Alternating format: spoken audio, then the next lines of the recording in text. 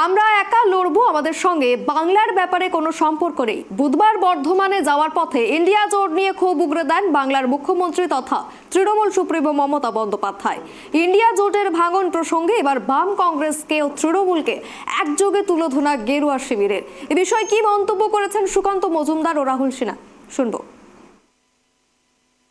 দেখুন, এই যে অ্যালায়েন্স, ইন্ডিয়া অ্যালায়েন্স, এই ইন্ডিয়া অ্যালায়েন্স মোটেও হওয়ার কথা ছিল না। তার কারণ হচ্ছে ইন্ডিয়া অ্যালায়েন্স পলিটিক্যালি পসিবল না, ভায়াবল না এবং আনন্যাচারাল অ্যালায়েন্স ছিল। কিছুদিন আগে পঞ্চায়েত নির্বাচন হয়েছে, আপনারা সবাই দেখেছেন পশ্চিমবঙ্গে কতজন মারা গেছে কংগ্রেস সমর্থক, তারা তো এই তৃণমূলের দ্বারাই খুন হয়েছে।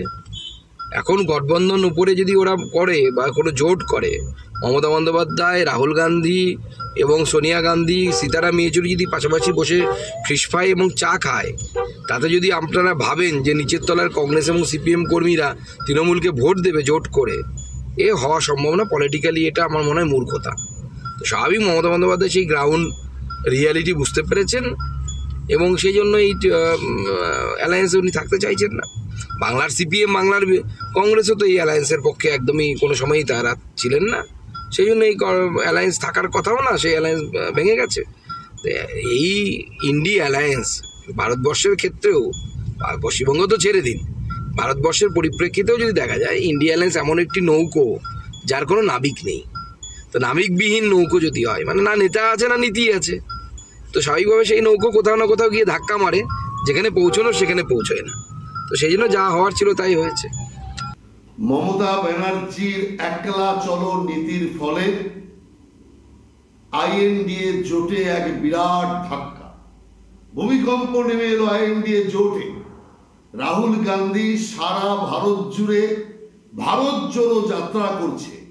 যে নিজের জোটকে জুটতে পারে না, সে আবার ভারত জোড়ো যাত্রা করছে।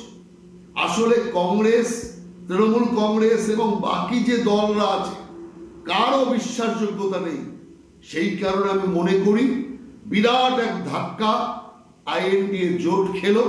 বিজেপি এমনিতেই 400 পার হতো, এখন এই ঘোষণার ফলে আইএনডিএ জোটে ভূমিকম্প হওয়ার ফলে স্বাভাবিকভাবে ভারতীয় জনতা পার্টির ক্ষেত্রে আরো বেশি সুবিধা হবে।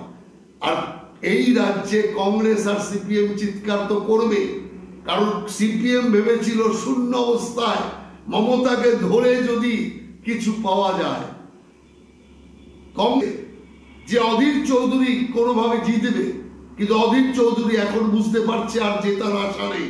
মমতা ছেড়ে দেওয়া মানে অধীর চৌধুরীরও সর্বনাশ। কংগ্রেস আর এই রাজ্যের সিপিএম এর অবস্থা শোচনীয় মমতার এই ঘোষণার ফলে। অতএব ওরা তো চিৎকার করবেই। ওরা এখন আঙুর ফল টক দেখছে, না পেয়ে এখন চিৎকার করছে। আমরা মনে করি বিশ্বাসঘাতকরা যারা দুর্নীতি থেকে বাঁচার জন্য জোট তৈরি করেছিল, তাদের জোটের এই অবস্থায় হয় ব্যক্তিগত স্বার্থে রাজনীতি।